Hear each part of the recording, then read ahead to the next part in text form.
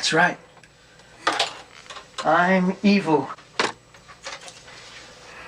Why? Why would you? Because I'm fed up. You are just like every other lady in my life. Derek told me about the way you behave around other men. Derek also told me about the way you...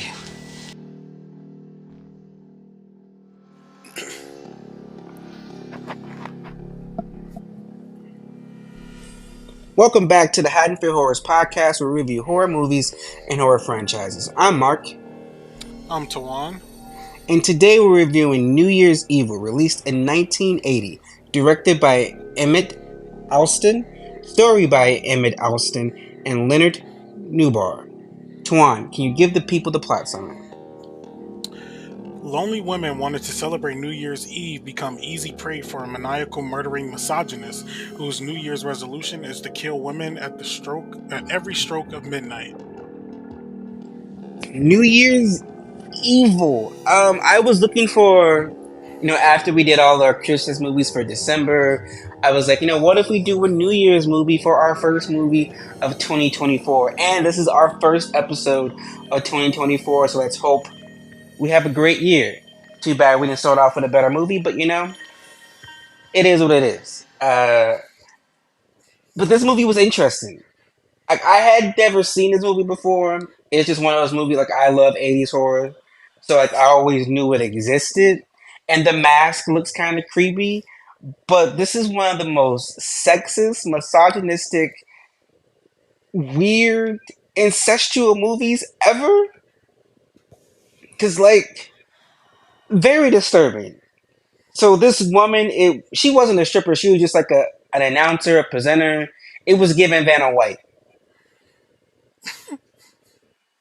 I'm asking, like, what was she? Honestly, I don't know. Like, it, she wasn't giving. Like, she didn't even seem like that good of a host. Right? And I have, so, like, she's in these sexy clothes. It's New Year's Eve, so of course everyone's looking, Fresh to looking death, you good. know. But then her husband is out killing people, and then her son is trying to, like, have sex with her or something like that. Like, I, I was so like, I was. I definitely thought that the son was her boyfriend when he first came on the that scene. first scene, it gave boyfriend. I'm like, ooh, she's gonna have a stalker boyfriend, or he's gonna die. And then, like, the dialogue changed, and I was like, Mom, son, what the fuck is this? Like, I don't know. It was just too much. Yeah, it was definitely it was a bit confusing for sure. Like I didn't like at least like that part of it like because it definitely was not giving a mother and son. It wasn't at all. And once we get through later in the movie and find out what's happening, I'm like, okay, so that really is your son. Like that really is your son. Like you got a Mm-hmm. husband, and like I'm like that's so, like I thought he wanted to fuck you. I think he does, and I'm trying to understand. So this family, we'll get to that, but, like, I don't know, like, the plot wasn't plotting, and the smart part about the film that I liked is that the killer was tracking not just the midnight countdown in his local state or local time zone. He was killing people based off all the time Their zones he time zone, possibly. yeah. So, like, I'm like, okay, this is interesting. But then only like 5 people got killed. And then I watched the kill count, and people who I thought were killed weren't killed. Like, the biker who was stabbed didn't die, apparently. The cop was just knocked out cold. He wasn't killed. And I'm just like, the trickery he did with the elevator was lackluster. And I don't know. Like, not even the kills were given. Like, were the kills, were the scenes, was anything standing out to you? Not really. And I want to say like a lot of it felt like very random, but I mean that was kind of the point. Like he was just kind of going after like random women, but it's even though that was the case, it still felt very random. Like I don't know, like I felt like maybe if maybe if he like picked people off who were at the party. Actually, I just did in my head like if he picked off people who were at the party that she was hosting, and like placing the bodies in different parts of the building or something like that, and we're trying to like in a kind of a whodunit in a sense, like what's going on, like that would have been kind of interesting a little more. But like it just felt That's what like he I was was on a side expecting. quest. And if they wanted us to believe it was the son, like it could have been any guy or any person who like looked at her or talked to her for too long, who might have been suggestive or flirting. Like that would have made so much more sense to me. But then to Yeah, find out it's the husband was like, what the fuck? yeah, and it didn't really do anything. I know it's supposed to be like that, kind of it could be anyone type of deal.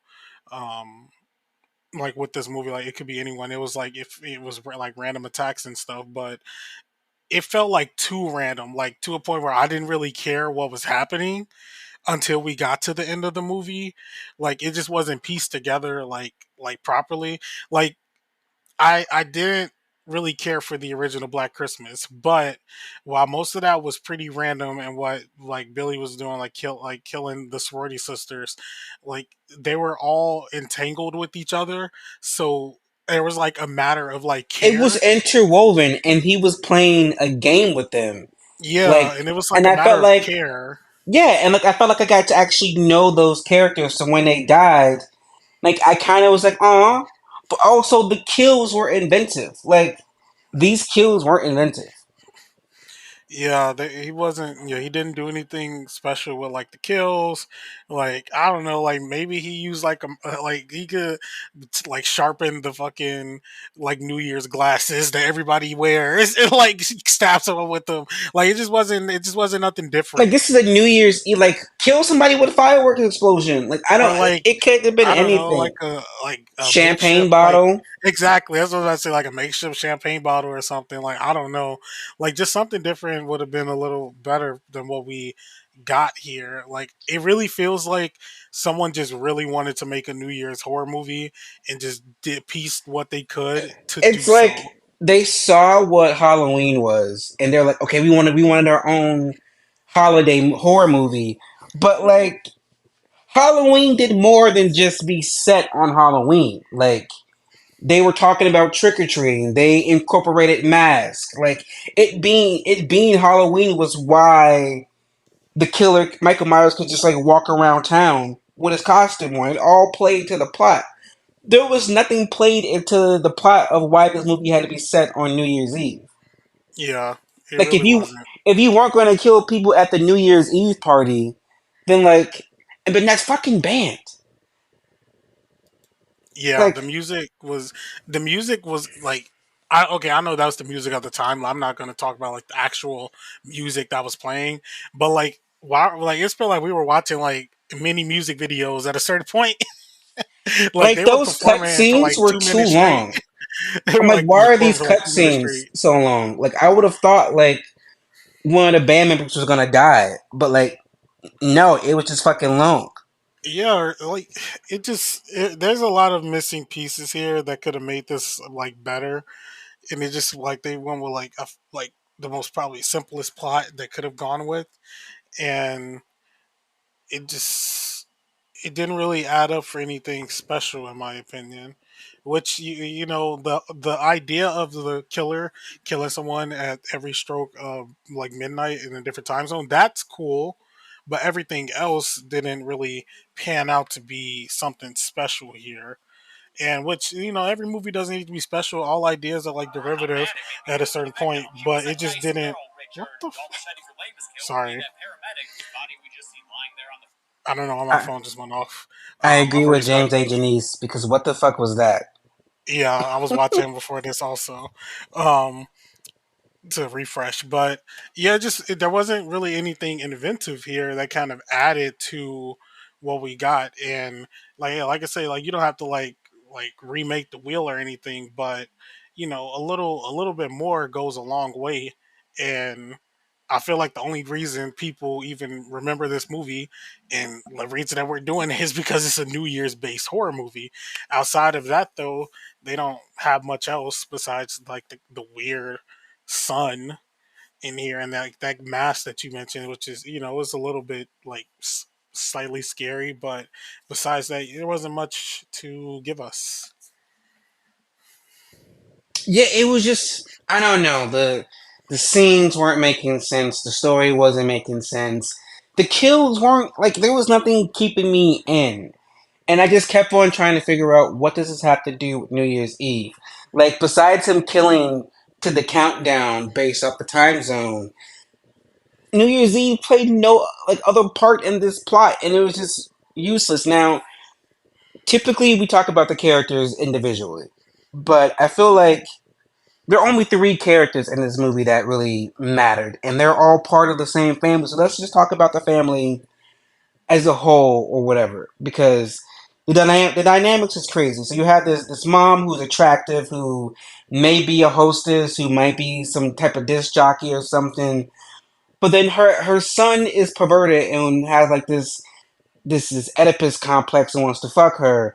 And then her husband is a misogynistic pig who's killing women, and then who also tries to kill her. But then the son also might now be a killer. I thought he was just a Question pervert. mark. Like it was so much happening with these three characters, and just like who decided to like, and it kind of made her unrootable for me, in my opinion, because if your husband's some crazy serial killer and your son is some sex pervert, then there has to be something wrong with you. Like the connecting dots to these two men is you. Like, what's your issue? Because there's no way you're sane when your husband's a serial killer and your son's a pervert. Like we're missing something from her backstory. We're missing something in general. I mean, you know what happened that led up to this New Year's Eve. You telling me he been mad all year and he chose the start of the new year? He's like, I'm gonna end this year in a bloodshed. And how long has the son been trying to fuck his mom? This can't just be like a new year, like, oh, it's about to be 1981. I'm about to go clap my mom's cheeks real quick before 1980 ends. Like that, yeah, like, there's build up needed. Like, I hate a prequel because prequels give away too much, or the remakes give away, they add too much details, but like, I'm advocating for a remake or a prequel because I need more details. What's with this family? Honestly, like I would I would like a remake of this that only keeps the New Year's factor and the fact that they die on the stroke of every midnight, and then to do Yes. something completely different. I mean, but the like I because I really would like the concept of it being like kind of like prom night. It's like a party going on and people are getting picked off one by one. Prom night is my perfect example because they were being killed at prom. Like the party's happening and we are getting picked off one by one. Yeah, and it would make sense. Like I feel like it would have made a little bit more sense if they were getting picked off at the New Year's party with the random, because even then, like it still could be random. You can still pick off like random people there, but it will add a little bit more because it's happening there. And I feel like we didn't need this family in the center of it. Yeah, But what are your thoughts on the family though? as a whole, like um, it all felt like they didn't they didn't seem like they'd be a family. Like I don't the mom wasn't giving me like motherly vibes. Like she was giving me like single woman about her business.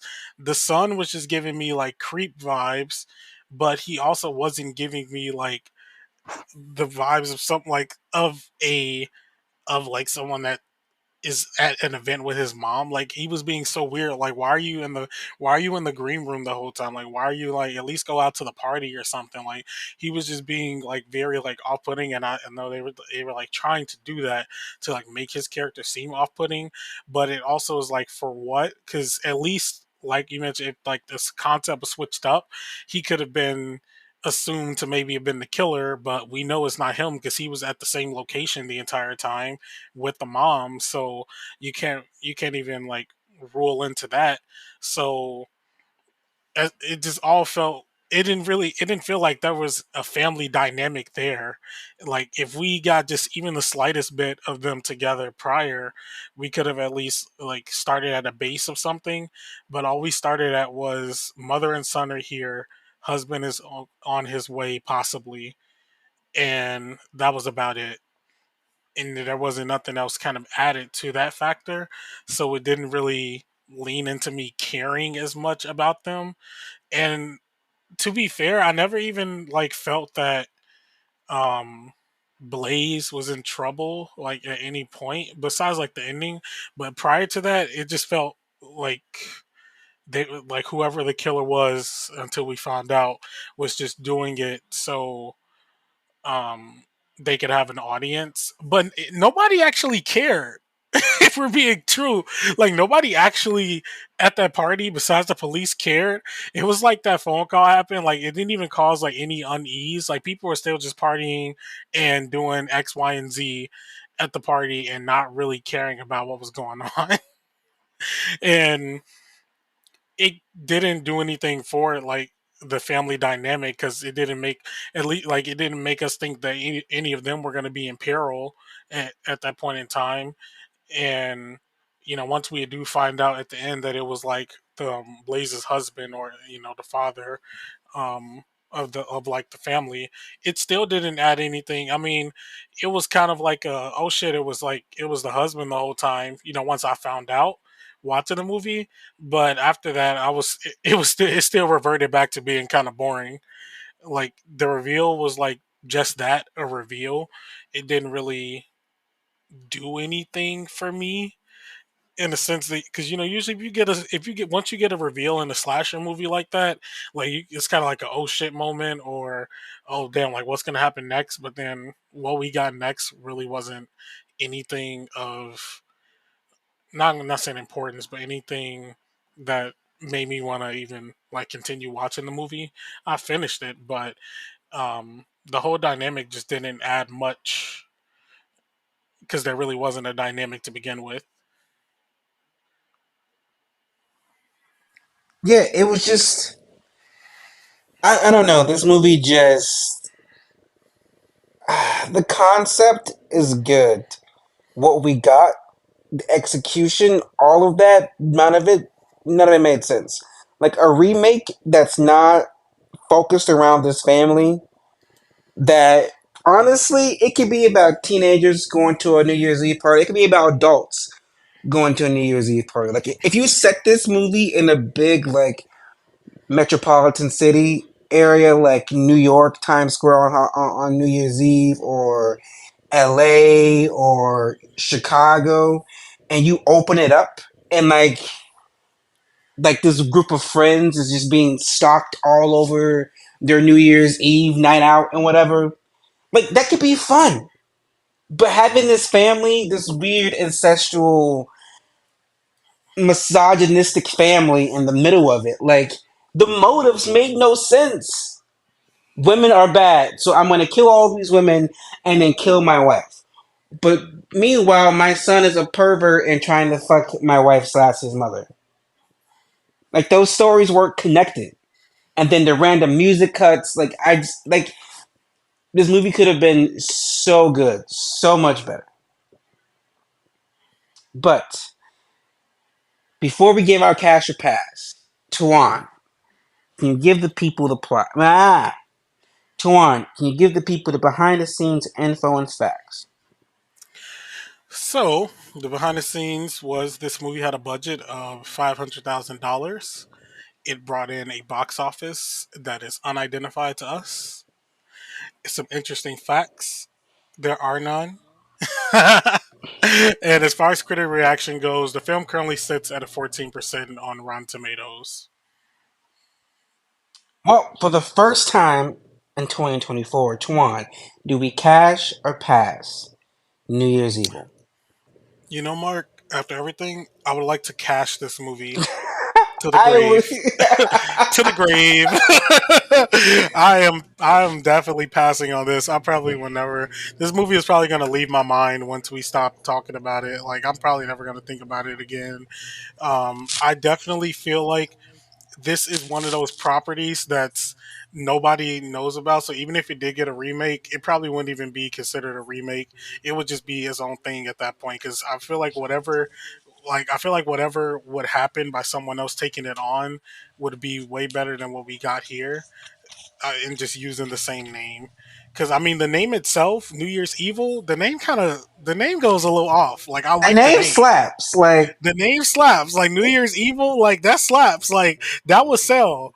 And I feel like we could definitely get something different out of this property, and it would be better than what this is. And maybe that'll be maybe me and Marco will do that. That'll be our movie. make our own New Year's Evil.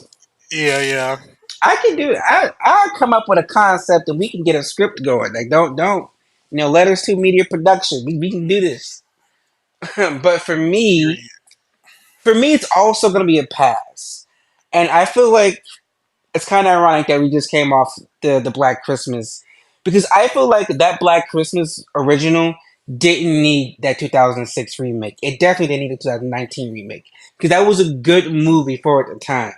But I think that New Year's Evil should have gotten the treatment that Black Christmas got. Like, let's just remake this, modernize it, change the story, make it good. Keep the name because the name hits. Like they should have did to New Year's Evil what they did to Black Christmas because this movie makes no sense. This is one of those B horror movies that try to copy the Halloween like format and just did not hit it. Like did not hit it. So this is a complete pass for me, and it sucks that we start off the new year on a double pass. And if Maria was here, she'd be passing too. But Maria Yeah, will we'll be pass on Maria's behalf. yes, on her behalf. But Maria will be back next week for I don't know. I think a good movie. Our first like really big movie up for 2024 is going to be The Blackening. All three of us are going to be back, and we're going to review this movie. It's going to be good. It's going to be interesting. Twan and I have already seen it. I'm pretty sure. I think Maria's also seen it, but it's a good movie. It's a good time. It's definitely better than this. So hope you guys tune in, and I hope 2024 is going to be a great year for all of us in the podcast. Yes. Mark, before we close, Hmm since hmm it's the beginning of the year, do you have a movie that you're looking forward to, horror movie for 2024? Like coming out like brand new. Yeah.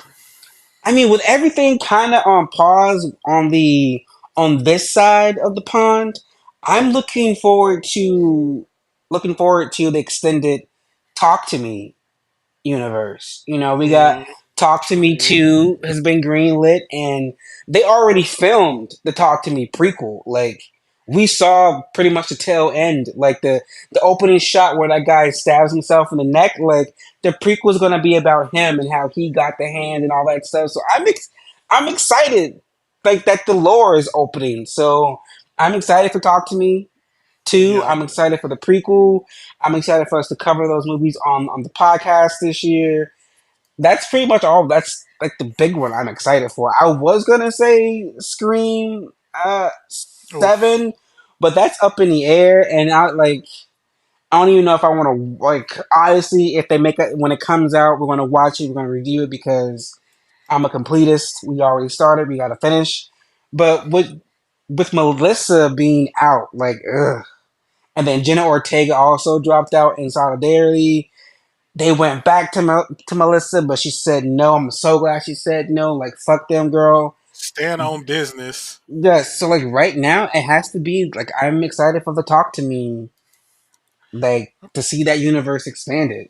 I'm so Okay, excited okay. to see where this goes. But what about you?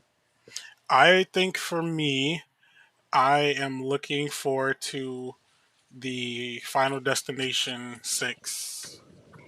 Is it gonna be? Is it gonna be a 6 or is it gonna be a remake?